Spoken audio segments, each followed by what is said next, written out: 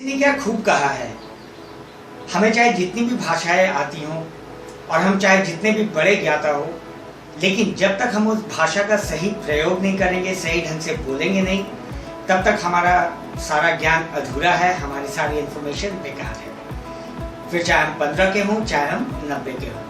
Hello friends, मेरा नाम विक्रम है और आप देख रहे हैं आपका अपना YouTube channel professional training with Vikram. पिछले वीडियोस में हमने जाना कि किसी भी भाषा को बोलना सही क्यों होता है और प्रोनाउंसिएशन क्यों जरूरी है।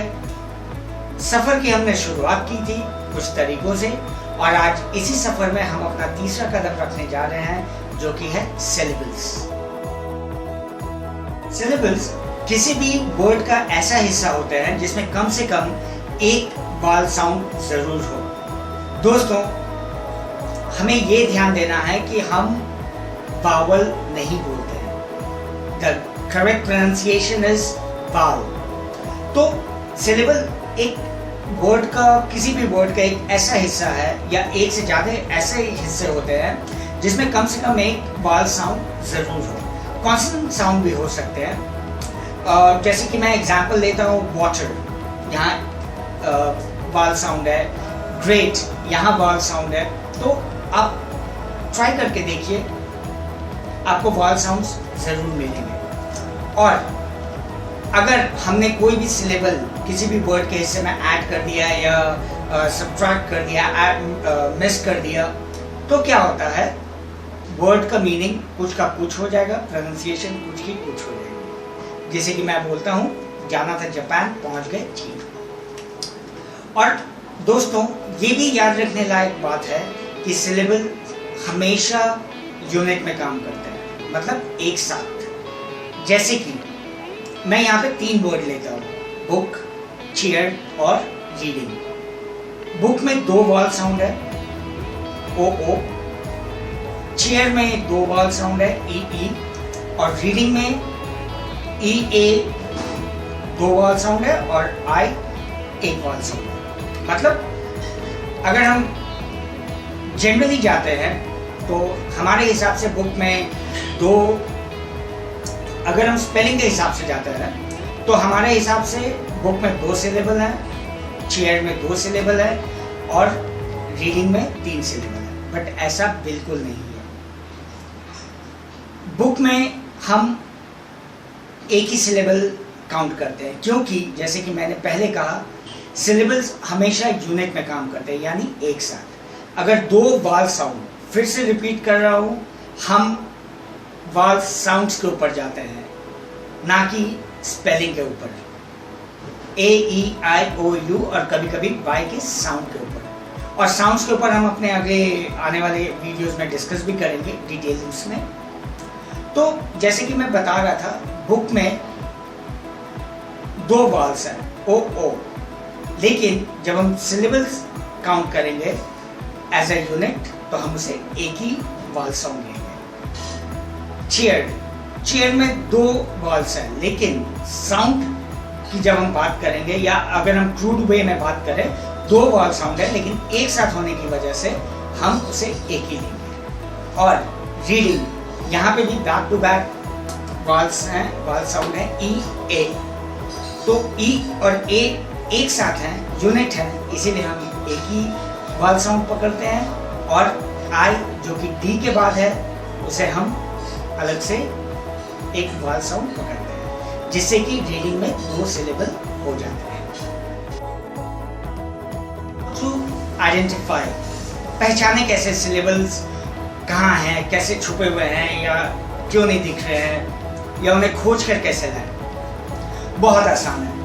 मैं फिर से अपने आप को रिपीट करता हूँ कि हम स्पेलिंग के ऊपर नहीं जाएंगे, हम जाएंगे साउंड्स के ऊपर, ए ई आई ओ यू और कभी कभी वाई के साउंड के ऊपर। जो तरीका मुझे सबसे ज़्यादा पसंद है वो है चिन वाला तरीका। मैं क्या करता हूँ, चिन को अपने हाथ को अपने चिन के नीचे रखता हूँ और कोई वर्ड धीरे से बोलता हूँ। तो जब मैं कोई भी वर्ड धीरे से बोलता हूँ और मेरा चिन जितनी बार ये मेरे हाथ पे ड्रॉप होता है, हाथ पे टच होता है, उतनी बार उस वर्ड में सिलेबल्स होता है। जैसे कि डस्टर, अब मैं अगर डस्टर को धीरे से बोलूं, डस्टर, तो यहाँ पर आप देखोगे डस्टर, 2 बार अ और ई, यानी डस्टर में 2 सिलेबल्स है।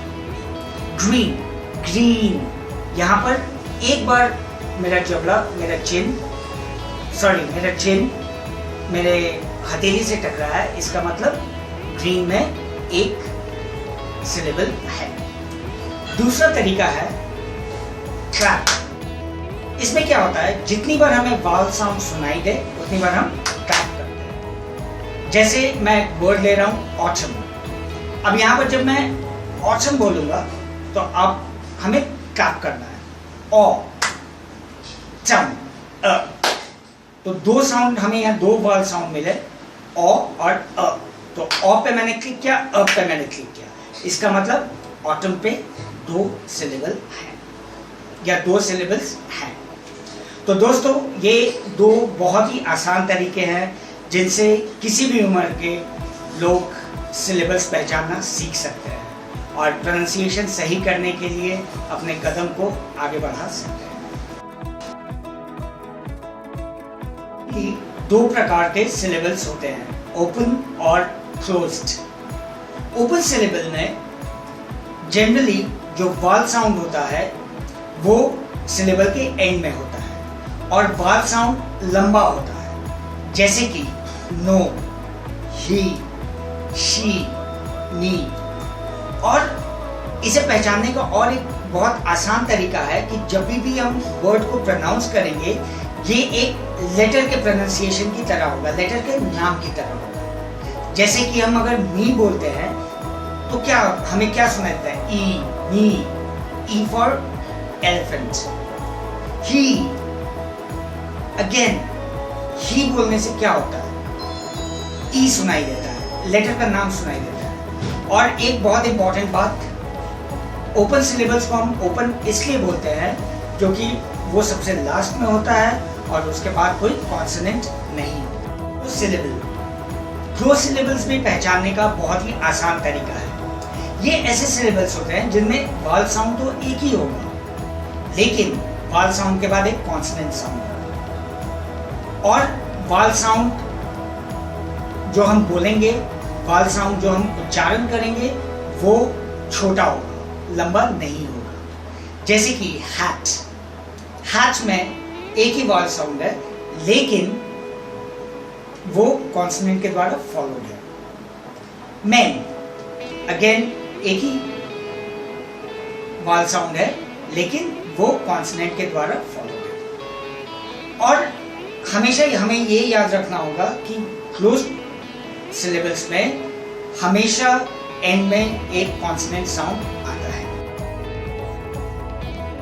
सिलेबल सीखने की जरूरत क्यों है दोस्तों? हमें बहुत जरूरत है क्योंकि ये सिलेबल्स ही हैं जिसे मैंने वीडियो के स्टार्टिंग में कहा था कि फाउंडेशन स्टोन है, ये नींव का पत्थर है, ये बिल्डिंग ब्लॉक्स है किसी भी वर्ड के लिए, किसी भी प्रोनाउंसिएशन के लिए। अगर हम सही ढंग से सिलेबल्स सीखते हैं तो ये हमारे लिए, सबके लिए, हाउसवाइफ, प्रोफेशनल्स, पर्सनल लाइफ में, स्टूडेंट्स के लिए, बिजनेसमैन के लिए, सबके लिए बहुत आसान हो जाएगा शब्दों को प्रोनाउंस करना, स्पेलिंग सीखना, स्पेलिंग करेक्टली लिखना। और अगर हम लिखना सही चाहते हैं, बोलना सही चाहते हैं तो हमें स्पेलिंग सीखना पड़ेगा, सीखने पड़ेंगे उन्हें सही ढंग से लिखने के तरीके, बोलने के तरीके। और अब सवाल ये है कि अगर कोई बड़ा वर्ड हो तो हम उसे कैसे प्रोनाउंस करें, हम उसे कैसे सही ढंग से लिखें, क्योंकि हमें से बहुतों को बड़े शब्द बोलने में दिक्कत होती है, बोलने में भी और लिखने में भी। छोटा सा एग्जांपल मैं यहाँ पर दे रहा हूँ, एनवायरमेंटल। अब हम में से बहुत जन ये शब्द नहीं बोल पाएंगे और अगर बोलेंगे भी तो करेक्ट नहीं बोलेंगे।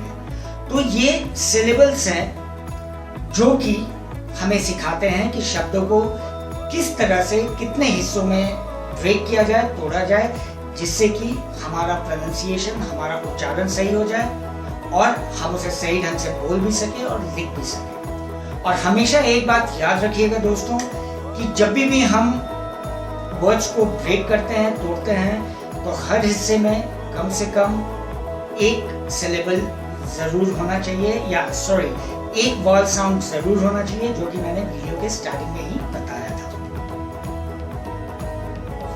तो अगर हम सिलेबल सीख जाते हैं सही ढंग से, तो यकीन मानिए दोस्तों, हमारा बोलचाल, हमारी बोलचाल, हमारे लिखने का तरीका सब बेहतरीन हो जाएंगे, बेहतर से बेहतरीन हो जाएंगे। दोस्तों सोचिए, हमें कभी कोई कठिन नाम बोलना पड़े, कोई नया स्पेलिंग सीखना पड़े, कोई नई स्पेलिंग बोलने का तरीका सीखना हो, तो हम क्या करेंगे? या हमें अपने बच्चों को सिखाना हो, जान पहचान वालों को, भाई बहनों को सिखाना हो, तब हम क्या करेंगे? हम खुद ही नहीं बोल पाएंगे तो हम उन्हें सही कैसे सिखाएंगे? और ये ट्रेडिशन चलता ही रहेगा, गलत चीज को गलत बोलने का। तो बहुत जरूरी है कि शुरुआत हम ही से हो, हम ही वो कदम उठाएं जिससे कि हमारे आने वाले जो जनरेशन है वो सही चीजें करना, सही चीजें सही तरीके से सही चीजों को बोलना सीखें। तो दोस्तों हमें ये भी ध्यान देना, अगर हमें कभी जिंदगी में चांस मिल गया कि हमें नई भाषा सीखनी है, तो हम क्या करेंगे? क्योंकि अगर हम एक भाषा की बेसिक जानते हैं तो ऑलमोस्ट हम दूसरी भाषा की भी बेसिक जानेंगे। क्योंकि करीब करीब, अगर मैं 100% नहीं भी बोलूँ, करीब करीब 50% जो लर्निंग प्रोसेस होती है हर भाषा की लगभग एक ही होती है। तो एक भाषा सीखना मतलब आपने दूसरी भाषा का करीब 30 से 40% सीख लिया है। जैसे कि इंग्लिश में वाल बोलते हैं, कॉन्सोनेंट बोलते हैं, वैसे ही हिंदी में स्वर बोलते हैं, व्यंजन बोलते हैं। दोस्तों याद रखिएगा, हमारी बोली, हमारी भाषा ही हमें दूसरों के नजदीक ले जाती है, वो हमें पसंद करते हैं, और ये हमारी बोली, हमारी भाषा ही है जो हमें दूसरों से दूर ले जाती है, वो हमें नापसंद करते हैं। अगले वीडियो में मैं आपका दोस्त विक्रम फिर हाजिर होऊंगा एक नए वीडियो को लेकर, एक नए टॉपिक को लेकर, जो कि हमें हमारी इंग्लिश सीखने में, हमें हमारी इंग्लिश को सही ढंग से बोलने में हेल्प करेगा। अगर आपको मेरा ये वीडियो अच्छा लगा तो please like, share, comment and subscribe. नमस्कार।